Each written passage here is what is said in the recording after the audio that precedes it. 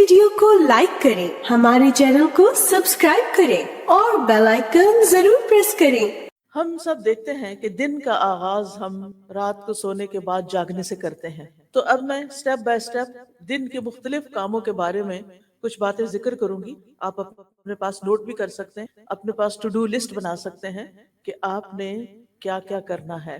यानी सबसे पहले सुबह के वक्त क्या करना है। रसूलुल्लाह सल्लल्लाहु अलैहि वसल्लम ने फरमाया, हर शख्स सुबह वक्त उठता है तो अपने नफ्स का सौदा करता है, फिर या तो उसे आजाद करता है या उसे हलाक करता है। यानी हर शख्स हर रोज एक तिजारत करता है जिसमें या तो वो फायदा उठाता है या वो नुकसान उठाता है। हर रोज हमें दिन के 24 आवर्स मिल जाते हैं और 24/7 यानी पूरे हफ्ते में हमें हर रोज 24 आवर मिलते हैं। अब कुछ लोग ऐसे हैं कि जो इन 24 आवर्स को बेहतरीन तरीके से गुजारते हैं और फिर वो कामयाब हो जाते हैं, उनका सौदा नफा बख्श होता है, वो प्रॉफिट कमा लेते हैं। और कुछ लोग इन्हीं 24 आवर्स को जाया करके दुनिया में भी नुकसान उठाते हैं और आखिरत में भी नुकसान उठाते हैं। तो इसलिए हमें वो काम लाजमी कर लेने चाहिए कि जिनसे ये 24 आवर्स हमारे सिक्योर हो जाएं और हमारी कामयाबी का रास्ता इनसे तय हो जाए। सबसे पहली चीज जो आंख खुलते ही हमें करनी चाहिए वो है सुबह की दुआ, जिसका आगाज होता है अल्हम्दुलिल्लाह से। अल्हम्दुलिल्लाहिल्लज़ी अहयाना बादमा अमातना व इलैहिन नुशूर। सब तारीफें उस अल्लाह के लिए हैं जिसने हमें मरने के बाद जिंदा किया और उसी की तरफ दोबारा लौटना है। अब आप देखिए कि यहाँ पर जिंदगी और मौत की बात की जा रही है। आपको ये तो मालूम ही होगा कि अन्नौम अखुल मौत, कि नींद मौत की बहन होती। जिस तरह नींद में इंसान कुछ देखता नहीं, कुछ सुनता नहीं, इसी तरह मौत के बाद भी इंसान का देखना सुनना खत्म हो जाएगा। अब आप देखिए कि इंसान, कुरान मजीद से हमें पता चलता है कि हम जब रात को सोते हैं तो हमारी एक रूह ले ली जाती है। इसी वजह से वो रूह आप देखें कि जहां जहां जाती है, जो जो कुछ देखती है, उसका एक कनेक्शन इंसान के साथ भी होता है। तो इसी की बिना पे हम ख्वाब देखते हैं और बाज़ औक़ात वो इंसान जो है वो बहुत सारी सफर तय कर रहा होता है, जो लोग दुनिया से गुजर चुके हैं उनसे जाके मिल रहा होता है। तो ये दरअसल रूहों की मुलाकात होती है। फिर जिस शख्स को अल्लाह ताला जिंदगी देता है उसकी रूह वापस उसके जिस्म में सुबह जागते ही लौटा दी जाती है, और जिनकी मौत नींद के अंदर लिखी होती है उनकी रूह वापस नहीं आती। इसीलिए आपने जरूर ये सुना होगा कि फलां शख्स सोया तो फिर उठा ही नहीं, क्योंकि उसकी वो रूह जिस पर उसकी जिंदगी का दारो मदार था वो उसको वापस नहीं दी गई। तो याद रखिए, हमारी जिंदगी और हमारी मौत टोटली अल्लाह सुब्हानो ताला के कंट्रोल में है। इसलिए हर रोज जब सुबह हमें जिंदगी का एक और दिन मिलता है तो हमें क्या करना चाहिए? अल्लाह का शुक्र अदा करना चाहिए कि मुझे एक और दिन मिल गया, और फिर खुश होना चाहिए कि मुझे अपनी आखिरत की कमाई के लिए मजीद वक्त मिल गया है। और याद रखिए कि जब इंसान शुक्र अदा करता है तो अल्लाह ताला का वादा है, ल इन शकरतुम ल अजीदन्नकुम, अगर तुमने शुक्र अदा किया तो मैं तुम्हें और ज्यादा अता करूंगा। जो बंदा शुक्रगुजार होता है, ग्रेटफुल होता है, उसकी नेमतों में इजाफा होता चला जाता है। फिर आप देखिए कि हम आम तौर पर भी अल्लाह सुब्हानो ताला की, हम अल्लाह की तारीफ क्यों करें? हम देखते हैं कि कुरान मजीद से हमें पता चलता है कि कायनात की हर चीज अल्लाह की तस्बीह बयान कर रही है। अगर ये पहाड़ और ये दरख्त और ये फूल और फल और ये पत्ते और ये तमाम चीजें अल्लाह की तस्बीह करती, तो फिर हम पीछे क्यों रहें? हमें तो अल्लाह ताला ने अफजलुल मखलूकात बनाया, बाकी चीजों को हमारे लिए बनाया है। अगर आपके घर में लगा हुआ दरख्त अल्लाह की तस्बीह कर रहा है और आप सो ही रहे हैं, तो आप सोचिए कि फिर अल्लाह के नजदीक वो दरख्त ज्यादा अच्छा है जो उसकी तारीफ कर रहा है, या वो इंसान जो शैतान के बहकावे में आके गाफिल होके नमाज के वक्त में सो रहा है। कुरान मजीद में आता है, तुसब्बिहु लहुस समावातुस सबउ वल अर्दु व मन फीहिन व इम मिन शैइन इल्ला युसब्बिहु बिहम्दिही वलाकिन ला तफक़हून तस्बीहहुम। सातों आसमान और जमीन उसकी तस्बीह करते हैं, यानी अल्लाह सुब्हानो ताला की, और जो भी इनमें चीजें हैं वो भी, और कोई भी चीज ऐसी नहीं मगर वो उसकी हमद के साथ उसकी तस्बीह करती है। लेकिन तुम उनकी तस्बीह को समझते नहीं, यानी इंसान को उनकी जबान नहीं मालूम, उनकी तस्बीह का तरीका नहीं मालूम। बेशक वो हमेशा से बुर्दबार निहायत बख्शने वाला है, यानी अल्लाह रब्बुल इज्जत انسانوں کو معاف کر دیتا ہے کہ جس وقت ساری کائنات اللہ کی حمد بیان کر رہی ہے، سارے فرشتے اللہ تعالیٰ کی عبادت میں لگے ہوئے ہوتے ہیں، وہاں ایک انسان جس کو اختیار دیا گیا، جس کو اللہ تعالیٰ نے چوائس دے دی ہے، وہ اپنی چوائس سے اللہ کی عبادت کرے تو ساری مخلوق سے افضل ہو جاتا ہے، اور جب وہ اللہ کی دی ہوئی اس آزادی سے فائدہ نہیں اٹھاتا اور اللہ کی نافرمانی کرتا ہے، ساری مخلوقات سے زیادہ نچلا ہو جاتا ہے۔ ثم رددناہ اسفل سافل، اسفل سافل، سافل کہتے ہیں نیچے گرنے والے کو، اور اسفل جو سب سے نیچے جا گرے۔ جب ساری کائنات اللہ کا ذکر کرے گی اور انسان نہیں کرے گا تو انسان تو پیچھے رہ جائے گا، اس کو تو عزت اسی میں ملے گی کہ وہ اپنی چوائس سے یہ سب کچھ کرے۔ نبی صلی اللہ علیہ وسلم نے فرمایا قیامت کے دن اللہ تعالیٰ کے سب سے افضل بندے وہ ہوں گے جو کثرت سے اللہ کی تعریف کرنے والے ہیں۔ تو اس لیے جو نعمت بھی آپ کو ملے اس پر الحمدللہ ضرور کہیے۔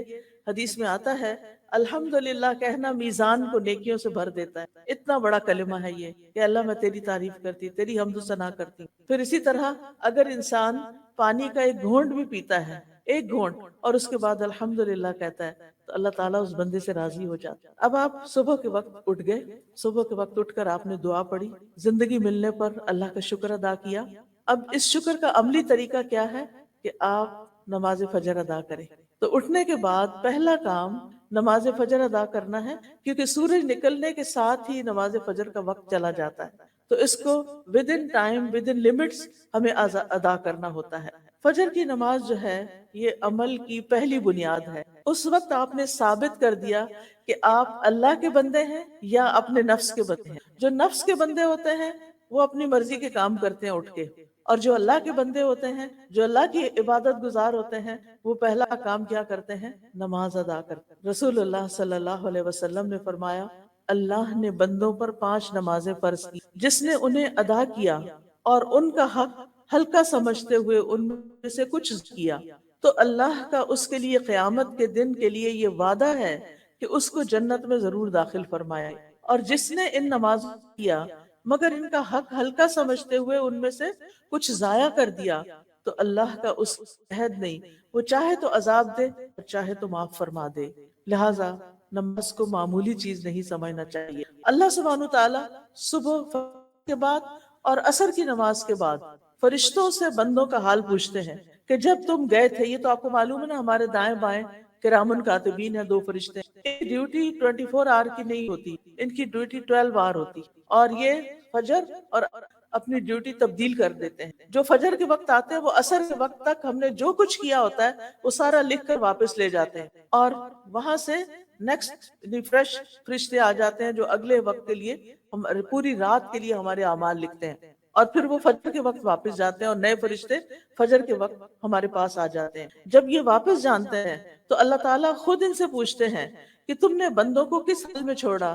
وہ کہتے ہیں ہم نے اس حال میں چھوڑا کہ وہ نماز پڑھ رہے تھے، اور اس حال میں ان کے پاس پہنچے کہ وہ نماز پڑھ رہے تھے۔ تو جو شخص فجر اور عصر کی نماز کا اہتمام کرتا ہے اس کی ڈیلی رپورٹ اللہ سبحانہ وتعالیٰ کے پاس بہت بہترین جاتی ہے کہ وہ نماز پڑھ رہے تھے۔ پھر قیامت کے دن سب سے پہلا سوال بھی کس کے بارے میں ہوگا؟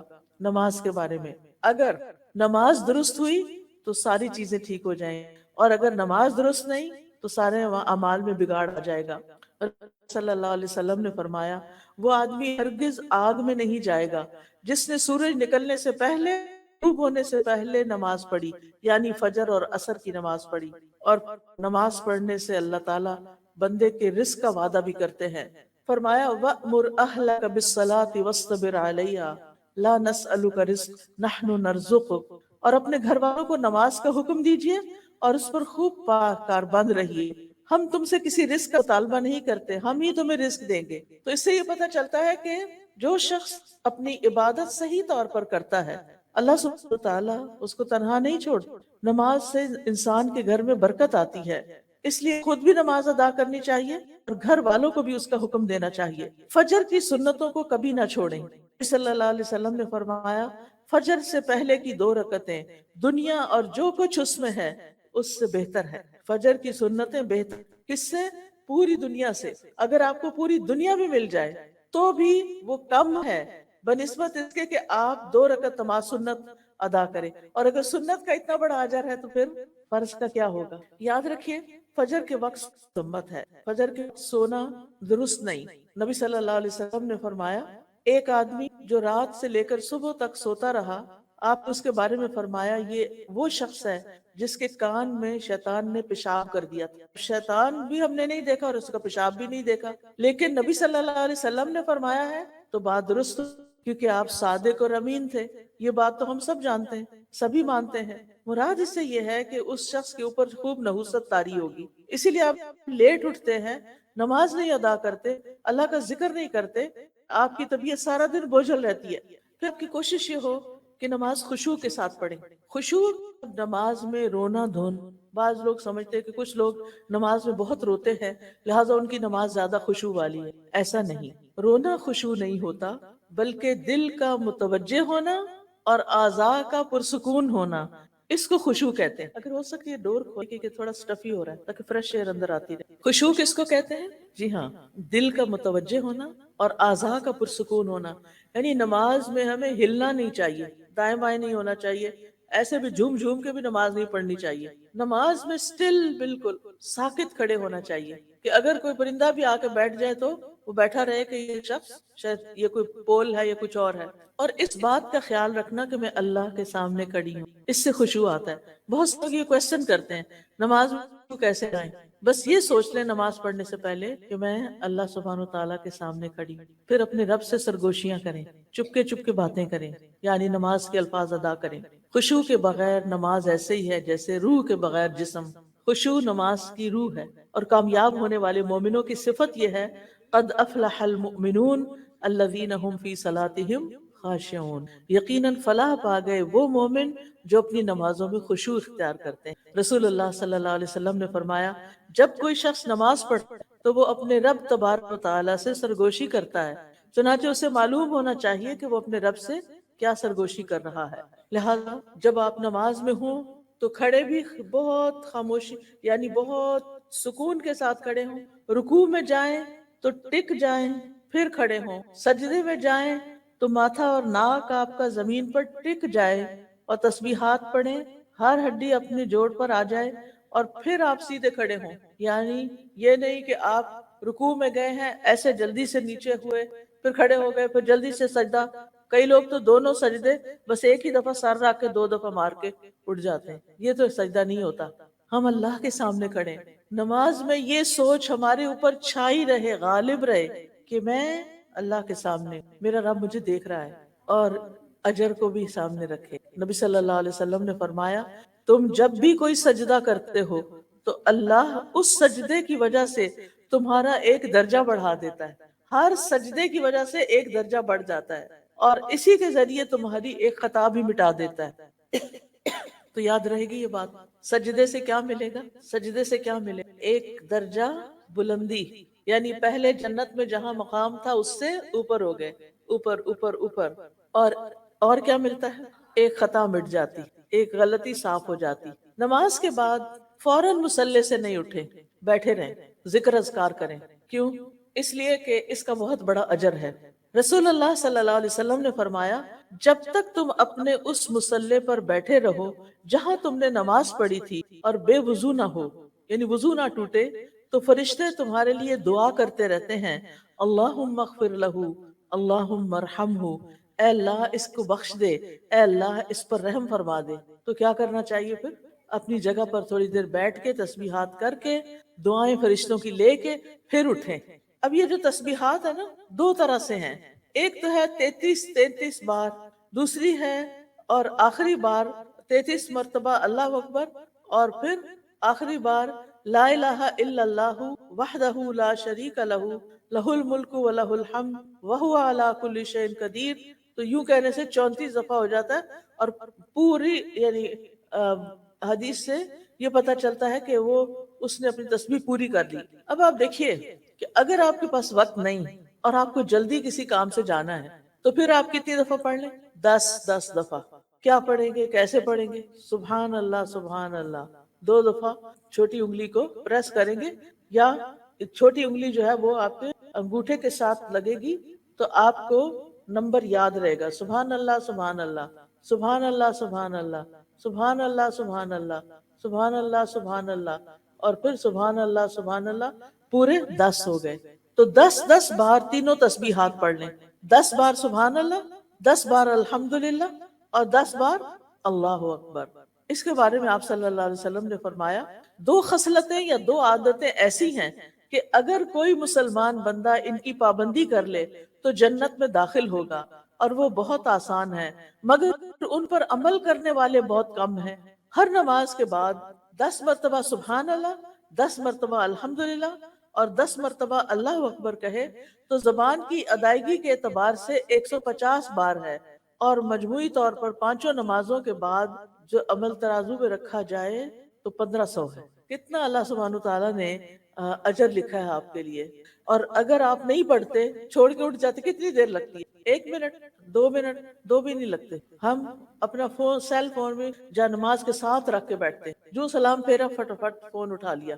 اور اگر ہمارے کام کا کوئی میسج نہ ہو تو پھر ہم کیا کرتے ہیں؟ کچھ بھی مل جائے وہ چلا لیتے ہیں، اور اتنے بڑے خیر اور خزانے سے محروم ہو جاتے ہیں۔ پھر ایک اور بات یہ ہے کہ اگر انگلیوں پہ تسبیح کریں گے تو زیادہ ثواب ہوگا، انگلیاں گواہ بن جائیں گی، لہذا خوبصورتی کے ساتھ انگلیوں کو استعمال کرنا ہے، جیسے سبحان اللہ سبحان اللہ سبحان اللہ سبحان اللہ، الحمدللہ الحمدللہ، اللہ اکبر، یعنی اس طرح بھی آپ کر سکتے ہیں۔ پھر ہر نماز کے بعد آیت الکرسی پڑھیں، اس کا کیا ثواب ہوتا ہے؟ نبی صلی اللہ علیہ وسلم نے فرمایا ہر فرض نماز کے بعد آیت الکرسی پڑھنے والے کو موت کے علاوہ کوئی چیز جنت میں لے جانے سے نہیں روک سکتی۔ یعنی دنیا میں رہتے ہوئے تو آپ جنت میں نہیں جا سکتے، مرنے کے بعد بھی جنت میں وہ جائے گا جو اللہ کا پسندیدہ ہوگا، اور جو اللہ کا پسندیدہ ہے اس کو اللہ تعالیٰ نے بہت سی خوشخبریاں بھی سنائی ہیں، اس کے لیے آسانیاں بھی کی۔ اور یہاں پر کیا آسانی کی گئی ہے کہ جب یعنی انسان اپنی یعنی ان چیزوں کو پابندی سے پڑھے گا تو پھر اس کے لیے جنت کا رستہ آسان ہو جائے۔ اچھا، قیامت کے دن ہماری انگلیوں سے بھی سوال ہوگا، تو جب ہم ان پہ ذکر کریں گے تو یہ ہمارے حق میں بولیں گی۔ قرآن مجید میں آتا ہے نا وَتُكَلِّمُنَا أَيْدِيهِمْ وَأَرْجُلُهُمْ، ہم سے کلام کریں گے ان کے ہاتھ اور پاؤں۔ پھر ہر نماز کے بعد قُلْ هُوَ اللَّهُ أَحَدٌ قُلْ أَعُوذُ بِرَبِّ الْفَلَقِ قُلْ أَعُوذُ بِرَبِّ النَّاسِ۔ اگر آپ کو وسوسے ستاتے ہوں، شیطان پریشان کرتا ہو، آپ کو کوئی تکلیف بیماری ہو، تو آپ یہ تینوں کل ہاتھ پہ پڑھ کے پھونک مار کے ہاتھ میں چہرے اور سر اور بازو اور ان سب پر خود ہی پھیر لیا کریں۔ اس سے آپ بہت اچھا فیل کریں گے، بہت لائٹ فیل کریں گے۔ اگر آپ کو کوئی تھکاوٹ ہوئی بھی ہے، آپ کو کوئی بیماری ہے، کچھ بھی ہے، آپ اس کو اپنا معمول بنا لیں۔ پھر صبح کے اذکار پوری توجہ کے ساتھ کریں۔ اللہ سبحانہ وتعالیٰ قرآن مجید میں فرماتے ہیں یا ایھا الذین آمنوا اذکروا اللہ ذکرا کثیرا وسبحوہ بکرۃ واصیلا۔ اے ایمان والو، اللہ کو کثرت سے یاد کیا کرو۔ یہ کون کہہ رہا ہے کہ اللہ کو زیادہ یاد کیا کرو؟ کون کہہ رہا ہے؟ اللہ سبحانہ وتعالیٰ۔ یس، ماشاءاللہ، بہت دھیان سے سن رہے ہیں، اس لیے جواب دے رہے ہیں۔ اللہ سبحانہ وتعالیٰ سن رہا ہے۔ اللہ تعالیٰ فرما رہا ہے کہ اے ایمان والو اذکروا اللہ ذکرا کثیرا، اللہ کو بہت زیادہ یاد کیا کرو، اور صبح و شام اس کی تسبیح بیان کیا کرو۔ تو صبح و شام سبحان اللہ و بحمدہ پڑھنے والا، جو پوری تسبیح ہے 100 دفعہ پڑھنا چاہیے، پڑھنے والا جو ہے اس کے سارے گناہ معاف ہو جاتے ہیں۔ اور تسبیح جو ہے یہ ڈپریشن کا علاج بھی ہے، انسان کے دل کا غم، دکھ، پریشانی بھی ختم ہوتی ہے اس سے۔ پھر اسی طرح آپ نے فرمایا جو شخص یہ تسبیح پڑھتا ہے سبحان اللہ و بحمدہ، قیامت کے دن اس سے زیادہ افضل کوئی بھی نہیں لائے گا۔ قیامت کے دن اس سے زیادہ افضل عمل کسی کا بھی نہیں ہوگا، اور سوائے اس کے جس نے اس کے برابر یہ سے زیادہ پڑھا ہو۔ پھر اسی طرح اگر ہو سکے، جیسے بزرگ خواتین ہوتی ہیں تو وہ فجر کی نماز سے سورج طلوع ہونے تک بیٹھے رہیں مصلی پر۔ جو اسکول کے بچے تو ظاہر ہے انہیں اسکول جانا ہوگا، تیاری کرنی ہوگی، لیکن تیاری کرتے کرتے اللہ کا ذکر کرتے رہیں۔ پھر اسی طرح یہ صبح شام کے اذکار ہیں نا، یہ بھی بڑے فائدے کی چیز ہے۔ صبح شام کے اذکار کے بارے میں شیخ ابن عثیمین کہتے ہیں کہ صبح شام کے اذکار اپنے پڑھنے والوں کے لیے اس قدر وسیع، عظیم فوائد اور برکتوں پر مشتمل ہے کہ اس کا احاطہ نہیں کیا جا سکتا، اس کو بیان نہیں کیا جا سکتا۔ صبح و شام کے اذکار دل اور روح کی غذا ہے، دل میں سکینت ہوتی ہے، اطمینان ہوتا ہے، راحت اور مسرت حاصل ہوتی ہے۔ پھر اسی طرح یہ اذکار دنیا اور آخرت میں سلامت رہنے کا ذریعہ ہے۔ جو شخص یہ اذکار پڑھے گا وہ سلامت رہے گا۔ پھر یہ خیر و برکت کا دروازہ کھولنے والے کلمات ہیں۔ پھر اسی طرح جو شخص صبح کے وقت ان کو پڑھ لیتا ہے اس کے لیے خیر و برکت کا دروازہ کھل جاتا ہے۔ پھر اسی طرح انسان شر کے واقع ہونے سے پہلے اور واقع ہونے کے بعد اسے ہٹانے کا ذریعہ بھی بنائے، یعنی ذکر کو۔ پھر آپ دیکھیے کہ ذکر کرتے ہوئے انسان اللہ کی نعمتوں کو یاد کرتا ہے، اس کی مہربانی کو یاد کرتا ہے، اللہ کے سامنے اپنے عجز و انکساری کا اظہار کرتا ہے، اور پھر یہ ذکر جو ہے یہ انسان کے لیے دشمن کے مقابلے میں جیسے زرہ ہوتی ہے نا، ویسے ہی ہے۔ صبح شام کے اذکار کے بعد آپ قرآن مجید کھولیں، چاہے ایک صفحہ پڑھیں چاہے آدھا صفحہ پڑھیں، کیونکہ قرآن مجید میں آتا ہے ان قرآن الفجر کان مشہودا، کہ فجر کے وقت کا قرآن اس میں فرشتے حاضر ہوتے ہیں۔ ہر ایک اپنی اپنی سہولت کے مطابق قرآن مجید کا کچھ حصہ ضرور پڑھیں۔ قرآن غموں کا علاج ہے، سکون کا ذریعہ ہے۔ قرآن کی تلاوت سے اجر ملتا ہے، ایک حرف کے نتیجے میں کیا ملتا ہے؟ 10 نیکی۔ اور پھر کہتے ہیں کہ الف لام میم یہ بھی حروف ہیں، یہ بھی قرآن کی حروف ہیں۔ صرف یہ کہنے سے الف لام میم کتنی نیکیاں مل جاتی ہیں؟ جی ہاں، 30 نیکیاں۔ پھر آپ دیکھیں کہ جن گھروں میں قرآن پڑھا جاتا ہے وہ گھر اپنے رہنے والوں کے لیے کھلا ہو جاتا ہے، اس میں فرشتے حاضر ہوتے ہیں، شیاطین اس گھر کو چھوڑ دیتے ہیں، اس کی خیر و برکت بڑھ جاتی۔ پھر اسی طرح اگر وقت ہو تو اسکول جانے سے پہلے آپ تھوڑا سا ترجمے سے قرآن ضرور پڑھ لیں۔ آپ کو معلوم ہے کہ میں نے اسلامک یعنی دینی تعلیم جو ہے باقاعدہ کسی مدرسے میں داخل ہو کر نہیں لی، لیکن ان کے مدرسوں میں جو کتابیں پڑھائی جاتی ہیں ان میں سے بہت سی کتابیں میں نے اپنے والد سے پڑھی، اور ہمارا یہ پڑھنے کا اسٹڈی ٹائم کون سا ہوتا تھا؟ فجر کی نماز کے بعد۔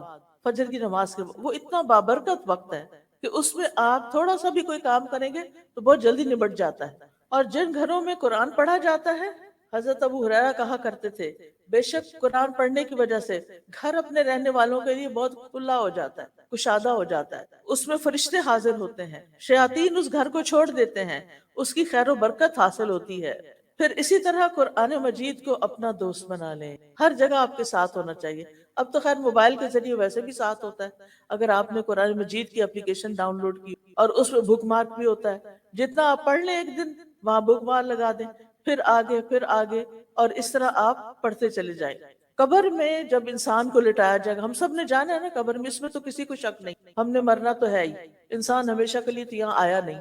قبر میں جب کوئی مر جاتا ہے تو اس کو جب دفناتے ہیں اس کے اندر رکھتے ہیں تو قرآن جو ہے وہ بندے کے سرہانے کی طرف آ جاتا ہے، سر کی طرف، اور پھر وہ کہتا ہے، یعنی کہ فرشتہ جب اس کو عذاب دینے لگتا ہے تو وہ کہتا ہے کہ میں تو قرآن پڑھتا اور پڑھاتا ہوں، اور پھر تلاوت قرآن کا جو ثواب ہوتا ہے وہ اس جگہ پر آ جاتا ہے اور وہ فرشتہ اس کا کچھ بھی نہیں بگاڑ سکتا۔ جب فرشتہ سامنے سے آتا ہے تو صدقہ اس کو پرے دھکیل دیتا ہے، اور جب اس کے پاؤں کی طرف سے آتا ہے تو مساجد کی طرف چل کر جانا اسے دور کر دیتا ہے۔ پھر اس کے بعد 2 رکعت نماز اشراق، یہ ہمارے جسم کے 360 جوڑوں کا یعنی 360 ہڈیوں کا کیا ہے، یعنی اس کو پڑھ کے گویا ہم ایک ایٹریبیوٹ پیش کر رہے ہیں اپنے آپ کو۔ اس لیے جیسے رات کے نوافل اہمیت رکھتے ہیں اسی طرح دن کے نوافل بھی اہمیت رکھتے ہیں، تو بہت ضروری ہے کہ ہم تھوڑا سا وقت ضرور نکالیں، ہمارے جسم کا صدقہ ہے۔ ہم میں سے ہر روز تو ہر شخص صدقہ نہیں کر سکتا، اتنے پیسے تو نہیں ہوتے سب کے پاس، لیکن اگر آپ یہ 2 نفل پڑھ لیتے ہیں تو آپ کے بدن کا صدقہ ہو جاتا ہے۔ پھر اس کے بعد یہ کہ ہم میں سے ہر ایک کو، چاہے وہ اسکول میں جاتا ہے یا نہیں، زندگی کے ہر موڑ پر کیا کرنا چاہیے؟ اپنے لیے علم نافع میں اضافہ کرنا چاہیے، اچھی کتابیں پڑھیں۔ ماشاءاللہ آپ اسکول کالجز میں جاتے ہیں، آپ کے پاس لائبریریز ہیں، آپ لائبریریز سے اچھی کتابیں نکلوائیں اور ان کا مطالعہ کریں۔ نبی صلی اللہ علیہ وسلم فجر کی نماز کے بعد سلام پھیرتے تھے تو یہ دعا کرتے تھے، اللہم انی اسألک علما نافعا وعملا ورزقا طیبا وعملا متقبلا، اور پاکیزہ رزق، طیب رزق اور عمل قبول ہونے والا یہ نصیب کر۔ تو علم نافع کیا ہے؟ علم نافع وہ نفع مند علم ہے جس سے انسان کی دنیا بھی سنورتی ہے اور آخرت بھی۔ لہٰذا اسکول کالج میں جو بھی آپ چیزیں ایسی پڑھ رہی ہیں جو آپ کو آئندہ زندگی میں کام آنے والی ہیں تو وہ علم نافع ہے۔ پھر اس میں دینی علوم بھی آ جاتے ہیں، دنیاوی علوم بھی آ جاتے ہیں، اور پھر یہ کہ علم سیکھنے اور سکھانے کے لیے اپنے اوقات مقرر کریں، ہر وقت کتابیں لے کے نہ بیٹھے رہیں، گھر والے کو کسی کام کے لیے بلائیں اور آپ کہیں مجھے تو پڑھنا ہے اور ان کو کتابیں دکھا کے تو پھر آپ آرام کریں، تو ایسا نہیں ہونا چاہیے، ٹھیک ہے نا۔ پھر ناشتے کی باری آتی، ناشتہ ضرور کریں، اگرچہ کھجور ہی کھائیں۔ بہت سے بچے اسکول میں بھوکے چل پڑتے ہیں اور پھر کینٹین پہ آ کر جیسی تیسی چیزیں کھا لیتے ہیں، بس پیٹ بھر لیتے ہیں۔ پھر آپ دیکھیے کہ اگر آپ گھر سے ناشتہ کر کے جاؤ، خاص طور پہ لڑکیوں کو کیلشیم کی بہت ضرورت ہوتی ہے، اگر آپ 1 کپ دودھ اور 2 کھجوریں بھی کھا کے گھر سے آ جائیں تو آپ کے لیے دوپہر تک آپ کا گزارا ہو سکتا ہے، کام چل سکتا ہے۔ لیکن اس سے جو دونوں چیزوں سے آپ کو انرجی ملے گی، آپ کی قوت میں اور زیادہ اضافہ ہوگا۔ نبی صلی اللہ علیہ وسلم نے فرمایا دودھ کے علاوہ کوئی چیز ایسی نہیں جو کھانے اور پینے دونوں سے کفایت کرے، یعنی دودھ کو کھا بھی سکتے اور پی بھی سکتے۔ آپ نے دیکھا ہوگا نا کہ وہ جم جاتا ہے، بازو کا دودھ دہی بن جاتا ہے، تو اس کو کھا لے اور دودھ کو پی لے۔ پھر آپ دیکھیے کہ کھانے سے پہلے کیا کریں، کوئی بتائے گا؟ آپ میں سے کوئی بتائے گا؟ بسم اللہ۔ آغاز میں کیا پڑھتے ہیں؟ بسم اللہ۔ اگر شروع میں یاد نہیں رہا تو پھر کیا کریں؟ بسم اللہ اولہ و آخرہ۔ کھانا کھڑے ہو کے کھانا چاہیے یا بیٹھ کے؟ بیٹھ کے۔ چلتے پھرتے چیزیں اٹھا کے منہ میں نہ ڈالیں، ان کو اکٹھا کر کے رکھ دیں اور پھر کہیں بیٹھ جائیں اور پھر اطمینان سے کھاتے بھی رہیں اور ساتھ پڑھتے بھی رہیں۔ پھر دائیں ہاتھ سے کھانا چاہیے یا بائیں ہاتھ سے؟ دائیں ہاتھ سے۔ ہر لقمہ اور ہر گھونٹ لے کر کیا پڑھنا چاہیے؟ الحمدللہ۔ اس سے کیا فائدہ ہوتا ہے؟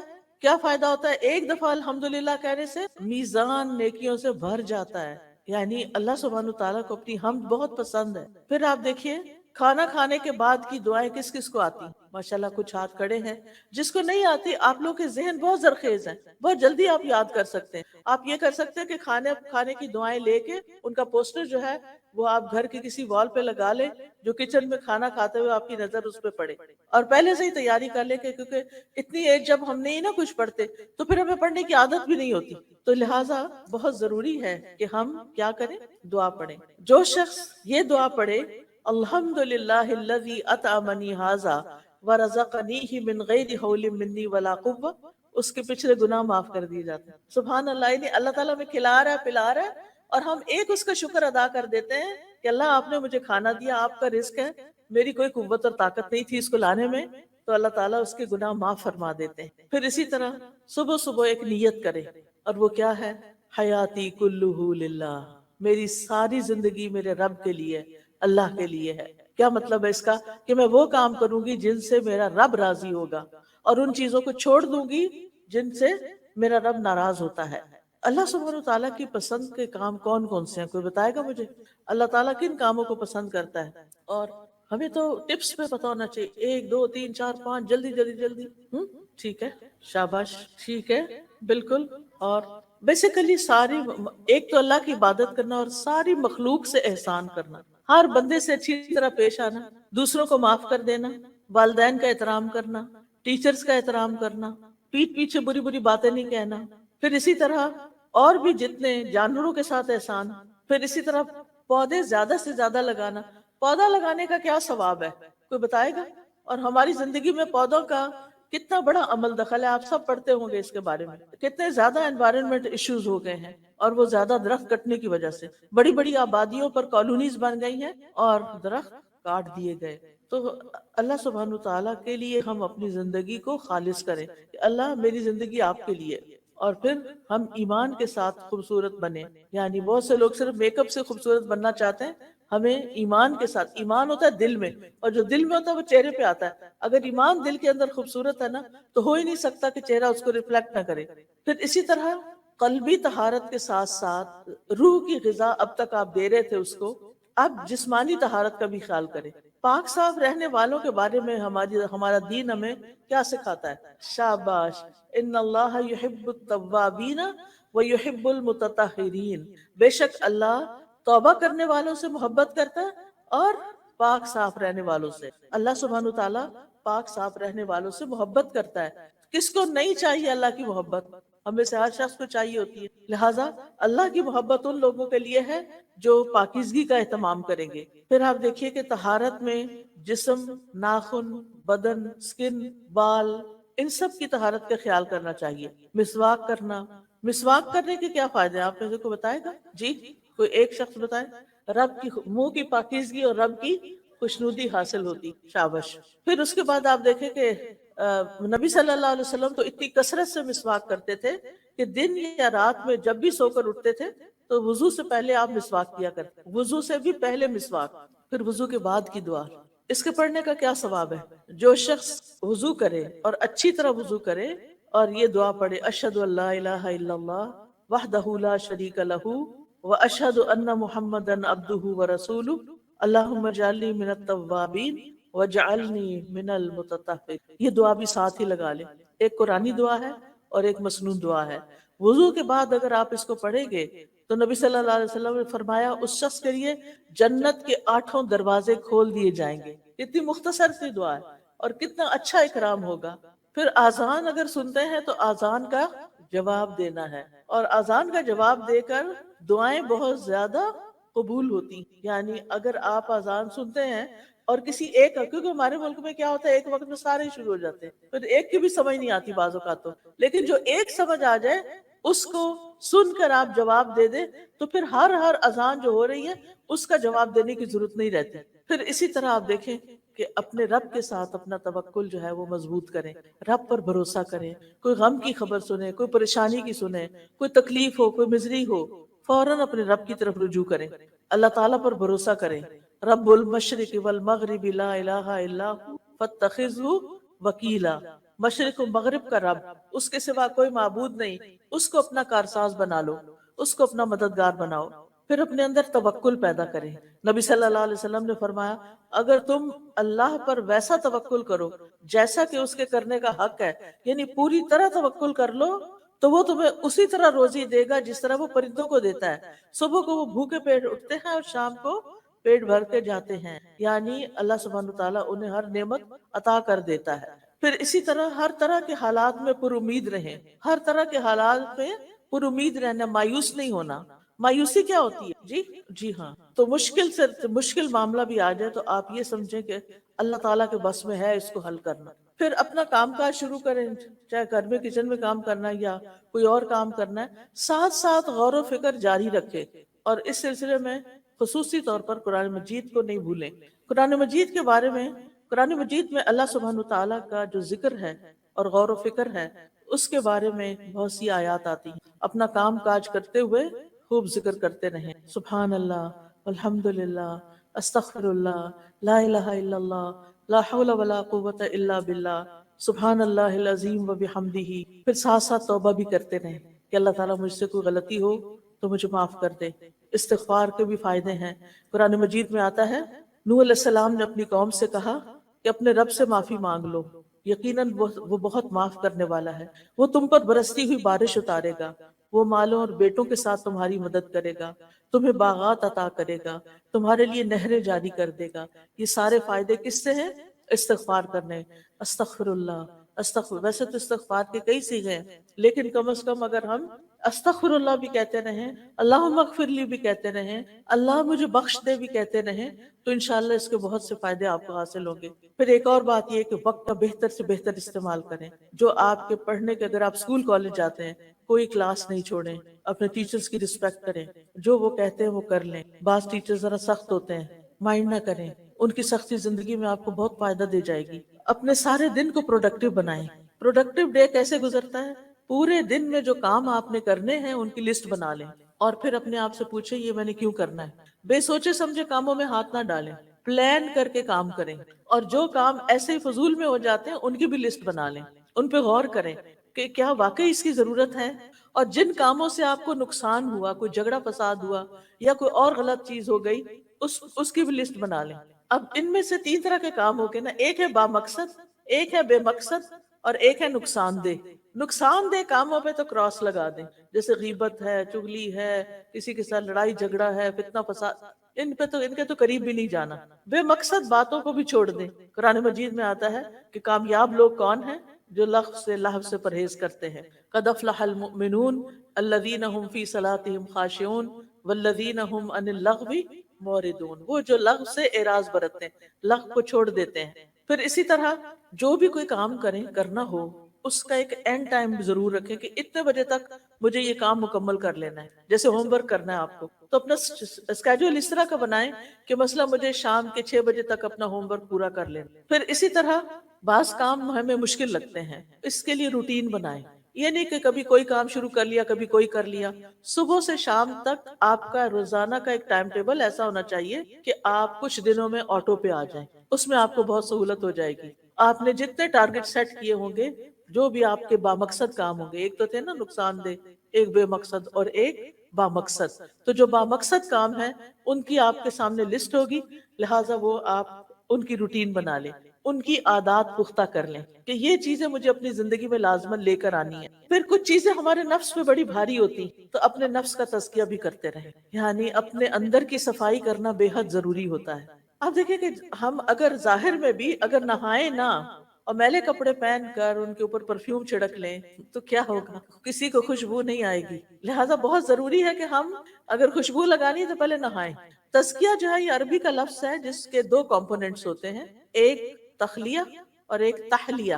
تخلیہ خا کے ساتھ ہے، تحلیہ ہا کے ساتھ ہے. تخلیہ کہتے ہیں خالی کرنا، یعنی اپنے اندر سے وہ چیزیں نکال کے اس کو خالی کر لے جو آپ کو پنچ کر رہی ہیں، تکلیف دے رہی ہیں، بادر کر رہی ہیں، جو آپ کی بے چینی کا سبب بنتی ہیں، اضطراب کا سبب بنتی ہیں، ان سب کو باہر نکالیں. بدگمانیاں، حسد، نفرت، بغض اور اس طرح کی ساری چیز. اور تحلیہ کہتے ہیں، حلیہ عربی میں کہتے ہیں زیور کو، آرنامنٹ، یعنی اپنے آپ کو کیا کریں؟ سجائیں. پھر اپنے اوپر خوبصورت چیزیں رکھیں بھی، پہنے بھی ان کو، یعنی اچھی عادات اپنائیں بھی. خراب عادتیں نکالتے جائیں زندگی سے اور اچھی عادتیں ڈالتے جائیں، صرف ظاہر میں نہیں بلکہ دل کے اندر بھی. اللہ تعالیٰ فرماتے ہیں وَلَٰكِنْ حَبَّبَ إِلَيْكُمُ الْإِيمَانَ وَزَيَّنَهُ فِي قُلُوبِكُمْ. اللہ نے تمہارے لیے ایمان کو محبوب بنا دیا اور اسے تمہارے دلوں میں سجا دیا. اہل ایمان کے دلوں میں ایمان سجا ہوا ہوتا ہے، لہٰذا مشکل حالات ہوں، تنگی تکلیف کے ہوں، وہ خوش رہتے ہیں کیونکہ ان کو پتا ہوتا ہے ہمارا رب ہے. وہ رب پہ توکل کرتے ہیں، رب کے ان کے دلوں کے اندر ایک اطمینان ہوتا ہے. وہ کسی کے ساتھ خار نہیں رکھتے، کسی کے ساتھ دشمنی نہیں رکھتے، کسی کے ساتھ کوئی لڑائی نہیں رکھتے، جس کی وجہ سے ان کے دلوں کے اندر ایک عجب طرح کا سرور اور اطمینان اور خوشی ہوتی ہے. اور اس کے لیے انسان کو اپنے نفس سے جہاد کرنا پڑتا ہے، اس کے لیے ایفرٹ لگانی پڑتی ہے. قرآن مجید میں آتا ہے قد افلح من تزکا، وہ تو کامیاب ہو گیا جس نے پاکیزگی اختیار کر لی. ایک اور جگہ آتا ہے قد افلح من زکاہا، وہ کامیاب ہو گیا جس نے تو پاک کر لیا. پھر آپ دیکھیں دن کی 5 نمازوں کی آپ نے حفاظت کرنی. نماز قبر تک ساتھ جاتی ہے، اس کو حفاظت کرنا ہے، کیونکہ جب آپ قبر میں جائیں گے وہ آپ کی حفاظت کرے گی. دنیا میں آپ نے کیا کرنا ہے؟ نماز کی حفاظت کرنی ہے. اور جب آپ قبر میں جائیں گے تو نماز آپ کی حفاظت کرے گی. جب عذاب آنے لگتا ہے نا قبر میں تو نماز آ جاتی ہے، ایک طرف سر کی طرف قرآن آ جاتا ہے، ایک طرف نماز آ جاتی ہے، ایک طرف روزہ صدقہ خیرات پاؤں کی طرف آ جاتا ہے، اور بندے کو اپنی لپیٹ میں لے لیتے ہیں اور ہر طرح کے عذاب کو پیچھے دھکیل دیتے ہیں. پھر اسی طرح نماز صرف فرض نہ پڑھیں، سنت بھی پڑھا کریں. پھر آپ دیکھیے کہ ہر کام جو بھی آپ کام کر رہے ہیں نا دن بھر میں، عادت سمجھ کر کریں، ملے گا. کیا آپ کی والدہ آپ سے پانی کا گلاس مانگتی اور آپ ان کو پانی پلا، بہت ثواب ملے گا. اس لیے جب امی بلائیں فوراً اٹھ کر جائیں، آپ عبادت کر رہے ہیں. جب اللہ تعالیٰ بلائیں تو نماز کی طرف جائیں، آپ کیا کر رہے ہیں؟ عبادت کر رہے ہیں. اگر چھوٹا بھائی رو رہا ہے اور اس کو آپ سے کوئی کام ہے تو کیا کریں؟ اس کی بات سن. کیوں رو رہے ہیں؟ امی مصروف ہیں، وہ اس کو بہلا نہیں سکتی، آپ اس کو اٹھا لیں، آپ اس کو بہلا لیں، آپ اس کا خیال رکھیں. یہ بھی عبادت ہے. اگر گھر کی صفائی کرنا ہو تو یہ کیا ہے؟ یہ بھی عبادت ہے، کیونکہ ان اللہ یحب التوابین ویحب المتطہرین. اللہ تعالیٰ محبت کرتا ہے توبہ کرنے والوں سے اور پاک صاف رہنے والوں سے. اگر کھانا پکانا پڑے تو یہ بھی عبادت ہے. کیوں؟ کیونکہ بھوکے کو کھانا کھلانا جنت میں جانے والے جام سے، یہ عبادت ہے، جنت میں لے جانے والا کام ہے. ہمارا دین اتنا خوبصورت ہے کہ 24/7 جتنے بھی آپ کام اچھے اچھے کریں گے وہ سب عبادت ہے، وہ سب آپ کے اعمال نامے میں جمع ہو رہا ہے. اور پھر آپ دیکھیں یہ نہ کہا کریں وہ فلاں بہن بھی تو نہیں کرتی میں کیوں کروں. یہ نہیں کہنا آپ نے، وہ بھائی نہیں کرتا میں کیوں کروں. نہیں، نیکیوں میں ایک دوسرے سے آگے نکلیں. وہ نہیں کرتا نہ کرے، مجھے کرنا ہے، میں جا رہی ہوں کرنے. دوسرے سے پہل کریں اور نیکی کے ہر کام میں کچھ نہ کچھ حصہ ڈالیں. حضرت ابو ہریرہ کہتے ہیں کہ رسول اللہ صلی اللہ علیہ وسلم نے فرمایا آج تم میں سے کس نے روزہ رکھا ہے؟ ابو بکر رضی اللہ عنہ نے فرمایا کہ میں نے. عرض کیا میں نے. آپ نے پوچھا آج تم میں سے کس نے مریض کی عیادت کی ہے؟ ابو بکر رضی اللہ عنہ نے کہا میں نے. آپ نے فرمایا آج تم میں سے کس نے جنازے میں شرکت کی ہے؟ ابو بکر رضی اللہ عنہ نے کہا میں نے.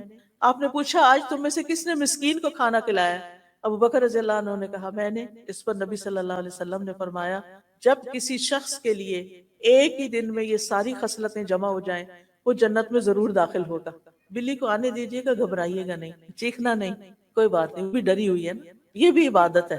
بلی کو چلی گئی، بس اب نجات پا گئی بیچاری. اس کو خوف سے بچانا بھی کیا ہے؟ عبادت ہے. یہ بھی عبادت کی آپ نے کہ آپ نے اس کو ڈانٹا نہیں، جھڑکا نہیں، چیخے نہیں، نہ وہ گھبرائے نہ آپ گھبرائے. وہ بیچاری کیا کر سکتی؟ آپ بڑے ہیں کہ بلی بڑی؟ کچھ لڑکیاں چھپکلی کو دیکھ کے چیخے مارنے لگتی، وہ چھپکلی بڑی ہے کہ آپ بڑے؟ کاکروچ بڑا ہے یا آپ بڑے؟ تو ایسی چیزوں کو دیکھ بہادر بنے. یعنی ہمیں بہادر ہونا چاہیے. پھر آپ دیکھیے کہ جہاں اچھے اچھے کام کرنے ہیں نا آپ نے، وہاں اللہ کی نافرمانی سے بھی بچنا ہے. کئی دفعہ غلط عادتیں پڑ جاتی ہیں، جیسے سیل فون پر، لیپ ٹاپ پر فضول فحش چیزیں دیکھنا. آنکھوں کا بھی گناہ ہوتا ہے. کانوں سے ایسی میوزک سنتے ہیں، اس کا بھی گناہ ہوتا ہے. لہٰذا کیا کرنا ہے؟ ایسی چیزوں کو چھوڑ دینا ہے، نفس سے جہاد کرنا ہے. اور گناہوں کو انسان اسی وقت چھوڑ سکتا ہے جب اس کے سامنے جہنم ہوتا ہے کہ مجھے جہنم میں نہیں جانا، میں نے آگ میں نہیں جانا. پھر جس انسان سے بھی ملیں سلام میں پہل کریں، مسکرا کے ملیں. آپ اچھے اخلاق والے ہوں گے، اور جن کا اخلاق اچھا ہے وہ میزان میں جب نیکیاں تولی جائیں گی تو سب سے بھاری نیکیاں اخلاق کی ہوں گی. سب سے بڑا حق آپ کے والدین کا آپ پر ہے. والدین کو خوش کریں، ان کو حق کریں، ان کی پیشانی چومیں، ان کا ہاتھ پکڑ کے کس کریں. آج آپ سب نے گھر جا کر کیا کرنا ہے؟ اپنی امی کو حق کرنا ہے، جا کے السلام علیکم گلے ملے جا کے. آج میں ایک لیکچر سن کے آئی، یہ میری عبادت ہے، اور ان کو ناراض نہیں کرنا. اللہ کی عبادت کے بعد والدین کے ساتھ نیکی جو ہے وہ بہت بڑے نیکی کے کام. اللہ تعالیٰ کئی بار قرآن مجید میں اللہ کی عبادت کے بعد والدین کے ساتھ اچھے سلوک کا حکم دیتے ہیں. وہ انہوں نے سب سے زیادہ ہمارے لیے قربانیاں کی ہوتی ہیں. تکلیف اٹھا کے پیٹ میں رکھا، تکلیف اٹھا کے جنم دیا، تکلیف اٹھا کے دودھ پلایا، تکلیف اٹھا کے نیپیاں صاف کی، تکلیف اٹھا کے نہلایا دھلایا، کھلایا پلایا، تکلیف اٹھا کے اسکول بھیجا، مشکل سے پیسے کمائے اور فیسیں دی. ان کے بہت احسان ہے ہم پر. اور ہم بڑے ہو کے کہتے ہیں آپ نے ہمارے لیے کیا کیا؟ کچھ نہیں کیا. سب کچھ انہوں نے ہی تو کیا ہے. اور کون کرتا ہے ہمارے لیے؟ جو ماں باپ کرتے ہیں. اور اگر وہ زندہ نہیں ہے، دنیا سے جا چکے ہیں، ان کا آپ پر حق ہے کہ ان کو آپ روزانہ دعاؤں میں یاد رکھیں. ہر نماز کے اندر والدین کے لیے دعا کرنا نہ بھولیں. جو ربی جلنی پڑھتے ہیں تو وہ تو کہتے ہیں ربنا اغفر لی ولوالدی وللمؤمنین یوم یقوم الحساب. اس کے بعد یہ دعا بھی شامل کر لیں، رب ارحمہما کما ربیانی صغیرا. پھر آپ دیکھیں سارے انسانوں کے لیے خیر کا باعث بنے، باعث ختم کر دیں. یہ فلاں ہے، یہ فلاں ہے، یہ ایسا ہے، یہ ویسا. ہمیں اپنی ذات سے ہر ایک کو فائدہ پہنچانا چاہیے. اگر کوئی اچھا نہیں بھی تو وہ اپنا خود ذمہ دار ہے اپنے عمل کا. ہمیں سب کے ساتھ اچھا سلوک کرنا چاہیے. پھر اگر کوئی مانگنے والا آپ سے کچھ مانگ لے تو کیا کرنا چاہیے؟ دے دینا چاہیے. نہیں ہے تو کیا کرنا چاہیے؟ کوئی اچھی سی بات کر لینی چاہیے. ڈانٹنا نہیں ہے. کچھ لوگ وہ گاڑیوں کے پاس آ کے ناک کر لیتے ہیں نا، وہ پھر یہ تم لوگ نے کیا کام بنایا، وہ ہر وقت مانگتے رہے. ایسا کبھی نہیں کہنا. وہ بھی انسان ہے. آج وہ نیچے ہے، آپ اوپر بیٹھے ہیں. سوچیں اگر یہ میں ہوتا یہاں پھر کیا کرتا. اس لیے ہر انسان کے ساتھ مہربانی کا سلوک کریں. کرو مہربانی تم اہل زمین پر، خدا مہربان ہوگا عرش. اگر ہم کسی انسان کے ساتھ مہربانی کریں گے اس کا بدلہ ضرور پائیں گے. ہمارا رب کئی گنا بڑھا کے بدلہ دیتا ہے. اس لیے کبھی بھی بخل نہ کرے کسی کے ساتھ اچھا کرنے میں، اور صلہ رب کے اوپر چھوڑ دیں. میں نے اس کا بدلہ اس سے لینا ہے. انسان کیا دے سکتے ہیں؟ انسانوں کی محنتوں اور نیکیوں کا بدلہ نہیں دے سکتے، وہ رب ہی دیا کرتا ہے. اس لیے اپنے اعمال کو رب کے لیے خالص کر لیں. جہاں بھی ہوں خیر پھیلانے والے ہوں. خیر الناس من ينفع الناس. اچھے لوگ وہ ہوتے ہیں جو لوگوں کو نفع پہنچاتے ہیں. حضرت عیسیٰ علیہ السلام کے بارے میں آتا ہے وَجَعَلَنِي مُبَارَكًا أَيْنَمَا كُنْتُ. اللہ نے مجھے مبارک بنایا جہاں بھی میں ہوں. برکتیں ہی برکتیں. تو برکتیں کن لوگوں کی ہوتی ہیں؟ جو جہاں بیٹھتے ہیں لوگوں کو فائدہ پہنچاتے ہیں. پھر پڑوسیوں کا خیال کرنا ہے آپ نے. اگر ہر روز مشکل ہے تو ویک میں ایک دن ضرور رکھیں کہ آپ اپنے نیبرز کا بھی خیال کریں. وہ کس حال میں ہیں، کچھ پکائیں تو ان کے لیے بھیج دیں، اگر کوئی بیمار ہے تو عیادت کر دیں، گھر میں بھی سلام کو عام کریں۔ سلام صرف باہر کے لوگوں کے لیے نہیں ہوتا، گھر والوں کے لیے بھی ہوتا ہے۔ آس پاس کے لوگوں کے ساتھ تعاون کریں، اور یہ ذہن میں یاد رکھیں، ہر چیز لکھی جا رہی ہے، ہر چیز ریکارڈ ہو رہی ہے، ہر طرف کیمرے لگے ہوئے ہیں، ہر چیز ریزرو ہو رہی ہے۔ اللہ سبحانہ تعالیٰ کے سامنے جا کر کھول دی جائے گی، انسان کے ہاتھ میں اعمال نامہ دیا جائے گا، اور اس کو دیکھ کے کہے گا ما لہذا الکتاب لا یغادر صغیرۃ ولا کبیرۃ الا احصاها، سورۃ کہف کی آیت ہے۔ اس کتاب کو کیا ہے، اس نے نہ کوئی چھوٹی بات چھوڑی نہ کوئی بڑی بات چھوڑی، ہر چیز لکھ لی۔ لہٰذا اپنی زبان کی بھی حفاظت کرنی ہے، بلا ضرورت بات چیت نہیں کرنی، بے فائدہ چیزوں کو چھوڑ دینا ہے، جھوٹ نہیں بولنا، کسی کے ساتھ کسی کو اذیت نہیں دینی زبان سے۔ اس کے ساتھ ساتھ ہر روز صدقہ کرنے کی عادت ڈالنی ہے، چاہے آپ 1 روپیہ ایک باکس بنا لیں، 1 روپیہ ہی اپنی جیب خرچ میں سے ڈالیں، اگر نہیں ہے تو اشراق کے 2 نفل جو ہیں وہ پورے دن کا صدقہ ہو جائے گا۔ فقیروں اور مسکینوں کا ضرور خیال کریں۔ کل ہی میں ایک جگہ پر گئی ہوئی تھی جہاں انہوں نے، فادیہ کاشف ہیں، انہوں نے جو جھگیوں میں رہنے والے بچے تھے ان کو وہاں سے نکال کر ان کے لیے اسکول بنایا، ان کے لیے مسجد بنائی، ان کے لیے پڑھائی کا انتظام کیا، ان کے لیے یونیفارم کا، ان کے کھانے پینے کا، ان کو وہ گھر بنا کر دے رہی ہیں۔ اب یہ ایک پروجیکٹ ان کا مکمل ہونے والا ہے تو ایک اور جگہ جا کر انہوں نے 150 بچے ایک اور جھگیوں سے انہوں نے اسی طرح کے اپنے پائپ لائن میں رکھے ہوئے ہیں کہ وہ ان کے لیے کچھ کریں گی۔ ایسے بھی لوگ ہوتے ہیں نا جن کو، کچھ لوگوں کو اللہ پیسہ دیتا ہے وہ صرف اپنی ذات پہ خرچ کرتے ہیں، اور کچھ لوگوں کو اللہ تعالیٰ مال دیتا ہے تو وہ معاشرے کے طبقہ، جو پسے ہوئے طبقات ہیں، ان کو اوپر اٹھانے کے لیے کرتے ہیں۔ تو اپنی چیزیں اور ایکسٹرا چیزیں فقراء کو تقسیم کر کے ان کو خوشی پہنچائیں۔ نبی صلی اللہ علیہ وسلم کو نے فرمایا مومن کو خوش کرنا، اس کا قرض ادا کرنا، اس کی ضرورت پوری کرنا، اس سے کسی مصیبت کو دور کرنا افضل ترین اعمال میں سے ہے۔ پھر اسی طرح غصہ نہیں کرنا، چھوٹی چھوٹی بات پہ ناراض نہیں ہونا، رشتہ داروں سے نہیں کاٹنا۔ نبی صلی اللہ علیہ وسلم فرمایا جو شخص یہ چاہتا ہے اس کی عمر لمبی ہو، اس کا رزق میں برکت ہو، وہ اپنے رشتہ داروں سے جوڑ کے رکھے۔ کس کا دل چاہتا ہے اس کی عمر لمبی ہو؟ ہم سب کا چاہتا ہے۔ کس کا دل چاہتا ہے اس کا مال زیادہ ہو؟